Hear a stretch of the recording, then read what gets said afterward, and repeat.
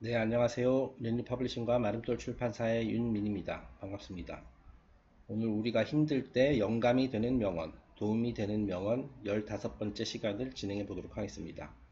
네, 오늘 명언은 조금 기네요. 한 4줄 정도 되는데 제가 한번 읽어 보겠습니다. 자, If we had no winter, the spring would not be so pleasant. If we did not sometimes taste of adversity, prosperity would not be so welcome. 자, 그래서 제가 모르는 분인데 앤 브래드스트리트라는 영국의 그 여주 시인이 했었던 말입니다. 자, 그럼 한번 문장을 분석해 보겠습니다. 자, if we had no winter, winter는 이제 겨울이죠.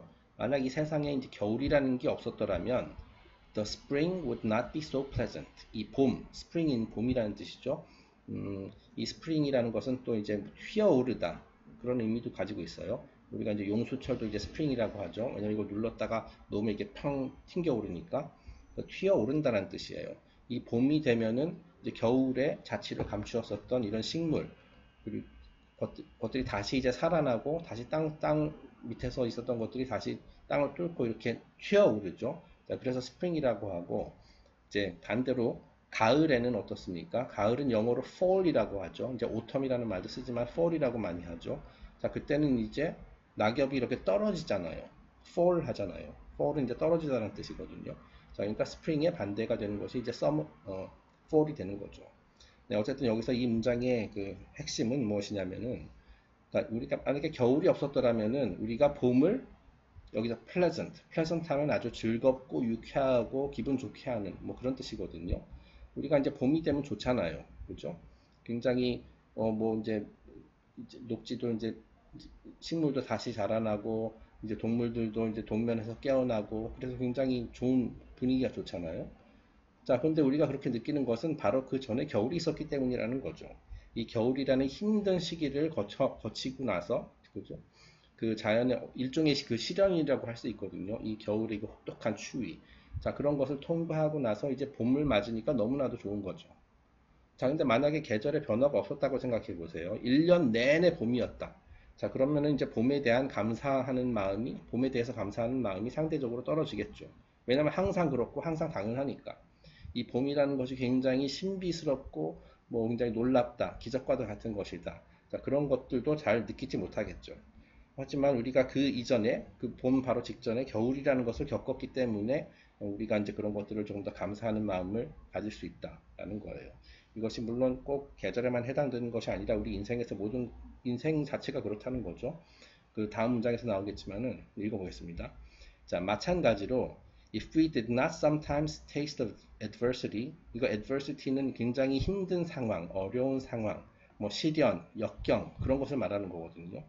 자, 그래서 우리가 가끔, did not sometimes 가끔 이 그 어떤 쓰라림, 어떤 그 어려운 상황, 역경 그것을 맛보지 못한다면은 prosperity would not be so welcome.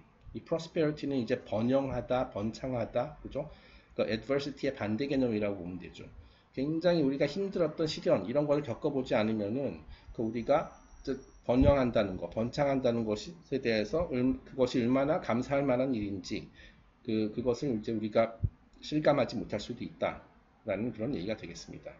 자, 그러니까 뭐 어차피 살다 보면은 좋은 일도 있고 나쁜 일도 있어요. 자, 근데 이제 나쁜 일이 계속 일어나다가 좋은 일이 생기면은 너무나도 기분이 좋죠. 네. 뭐 그런 그 비교의 개념. 우리가 이제 우리 인간은 이 물질 세상에서 어떤 것을 평가할 때 이제 비교를 하면서 이제 평가를 하거든요. 비교 대상이 있어야 됩니다.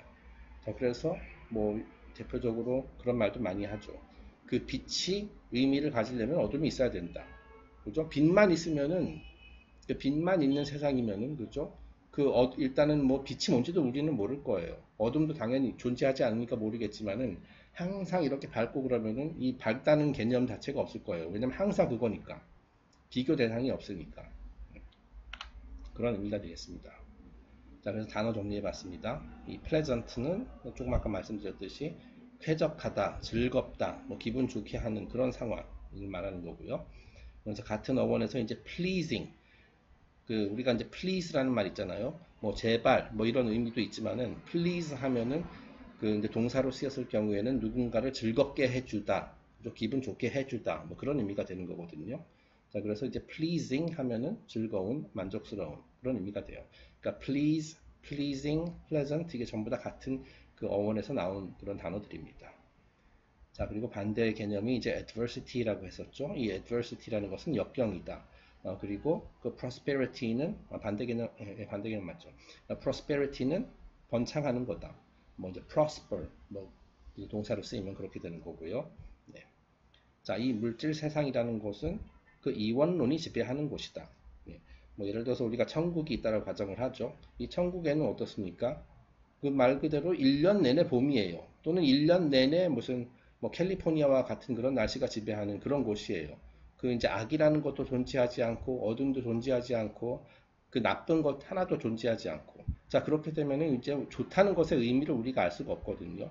좋다는 것이 왜 소중한 것인지 그거를 이제 알 수가 없죠. 자 그렇기 때문에 우리가 이제 물질 세상에 내려와 가지고 이원론 그러니까 duality 자, 그러니까 반대의 개념 같은 것들이 있는 거죠. 어둠이 있고 빛이 있고 추운 게 있고 뭐 뜨거운 게 있고 자 이런 것들을 두루 양극성을 두루 경험해 보면서 어떤 것이 좋고 어떤 것이 나쁘다.